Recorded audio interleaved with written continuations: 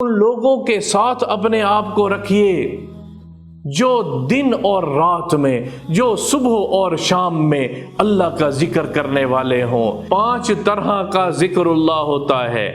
براہ راست اللہ کا ذکر، جس پہ میں نے آپ کو یہ حدیث سنائی ہے۔ دوسرا، قرآن کی تلاوت بھی اللہ کا ذکر ہے۔ تیسرا، صبح و شام کی دعاؤں کا پڑھنا۔ چوتھا، استغفار کثرت سے کرنا۔ اور پانچواں، حضور صلی اللہ تعالی علیہ وسلم پر درود و سلام بھیجنا۔ روزانہ 100 مرتبہ صبح اور شام تیسرا کلمہ پڑھ لیں، سبحان اللہ والحمد للہ ولا الہ الا اللہ واللہ اکبر ولا حول ولا قوت الا باللہ۔ اللہ کا ذکر تیسرے کلمے میں سبحان اللہ بھی آ جاتا ہے، الحمدللہ بھی شامل ہے، اللہ اکبر بھی شامل ہے، لا الہ الا اللہ جس جیسا کلمہ اللہ نے زمین پر اتارا ہی نہیں ہے، روایات میں موجود ہے۔ سب سے افضل کلمہ میرا اللہ فرما رہا ہے لا الہ الا اللہ ہے، لا حول ولا قوت الا باللہ۔ یہ کلمہ بھی اس میں آ جاتا ہے، اللہ نے اپنے عرش کے خزانوں سے لا حول ولا قوت الا باللہ اتارا ہے۔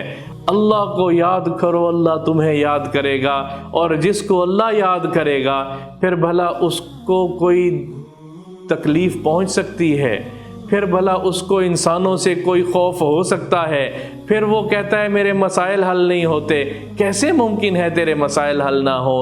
اللہ کے ذکر کو نتشبث بہ، چمٹا لیں اپنے ساتھ۔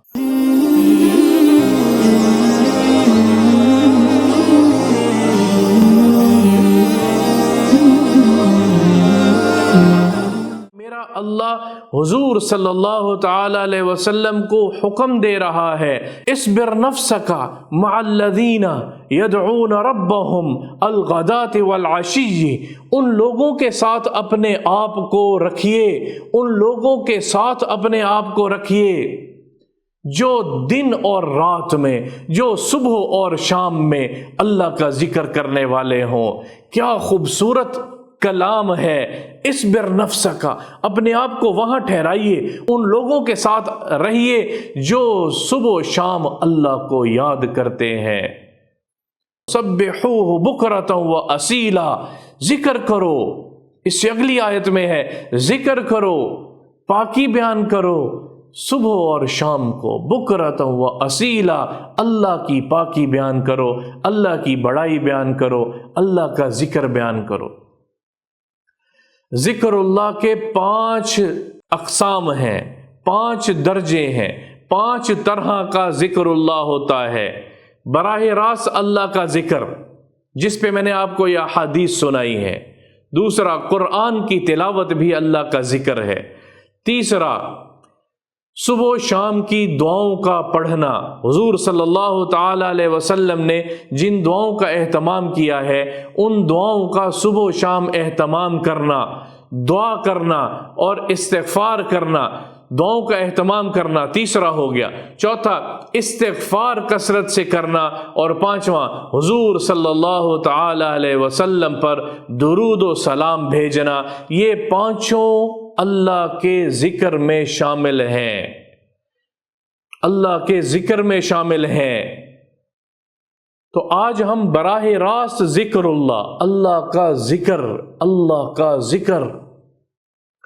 نبی پاک صلی اللہ تعالی علیہ وسلم کثرت سے اللہ کا ذکر کیا کرتے تھے، دعاؤں میں بھی اللہ کا ذکر کیا کرتے تھے، اور استغفار بھی کثرت سے کیا کرتے تھے۔ میں اور آپ اپنے رب کو راضی کرنے والے بن جائیں۔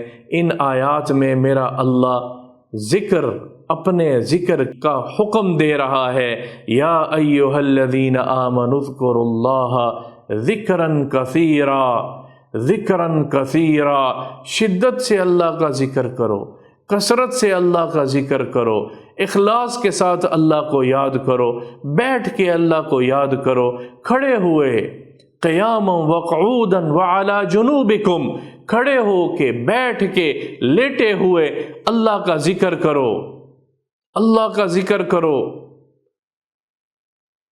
اللہ رحمتیں اتارے گا، اللہ برکتیں نازل کرے گا، اللہ دنیا بھی آسان کرے گا، آخرت بھی آسان کرے گا۔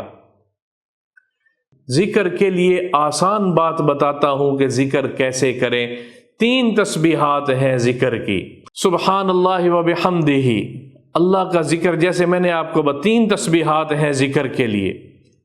استغفار کرنا، اللہ کے سامنے اپنے گناہوں پہ معافی مانگنا، حضور صلی اللہ تعالی علیہ وسلم پر درود و سلام بھیجنا، اور اللہ کی بڑائی کرنا۔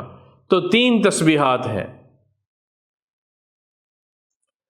پہلا، روزانہ 100 مرتبہ، روزانہ 100 مرتبہ صبح اور شام تیسرا کلمہ پڑھ لیں، سبحان اللہ والحمد للہ ولا الہ الا اللہ واللہ اکبر ولا حول ولا قوت الا باللہ۔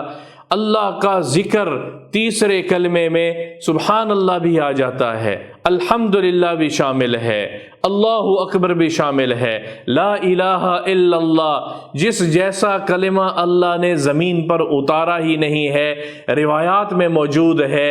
سب سے افضل کلمہ میرا اللہ فرما رہا ہے لا الہ الا اللہ ہے، اور اس جیسا اور کوئی افضل کلمہ نہیں ہے، یہ بھی اسی میں آ جاتا ہے، لا الہ الا اللہ، اور لا حول ولا قوت الا باللہ، یہ کلمہ بھی اس میں آ جاتا ہے۔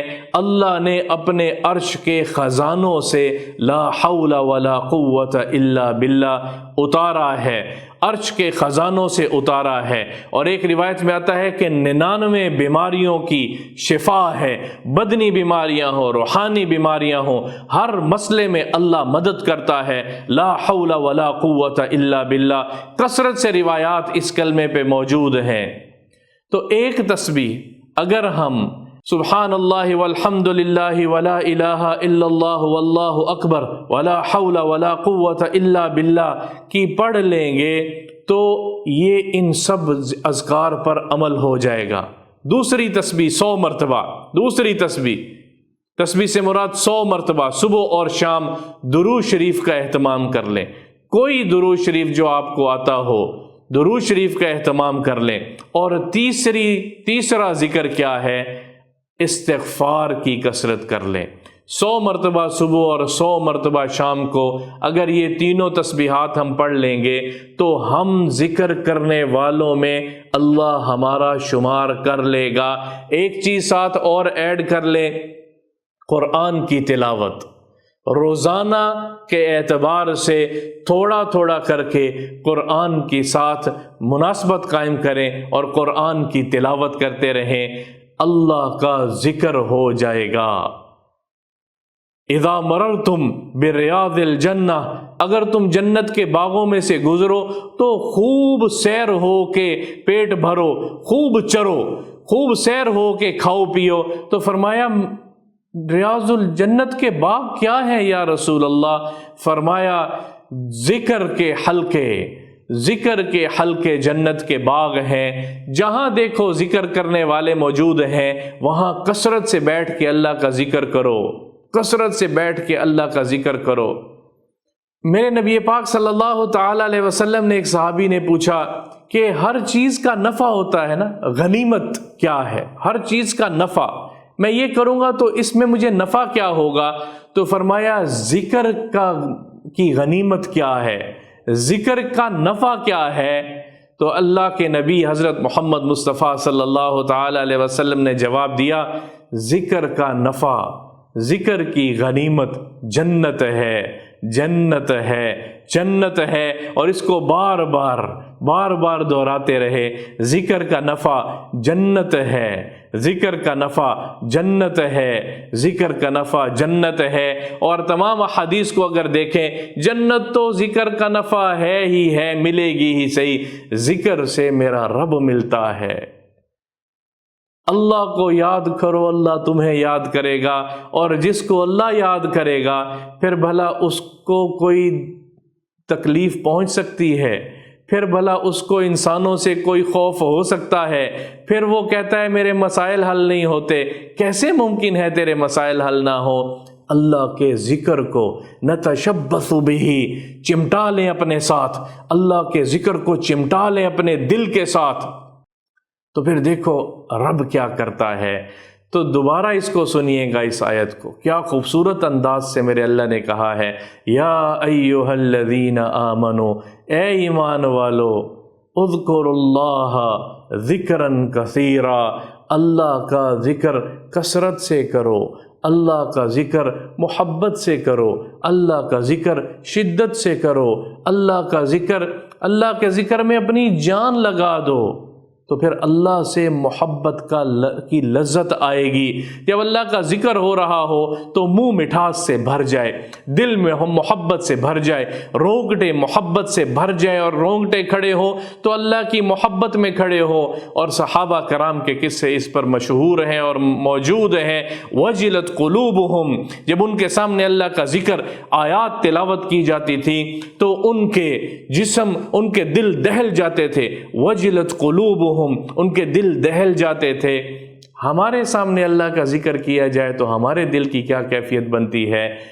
رفتہ رفتہ ذکر کرنے سے ہمیں اللہ کا قرب نصیب ہوتا چلا جائے گا۔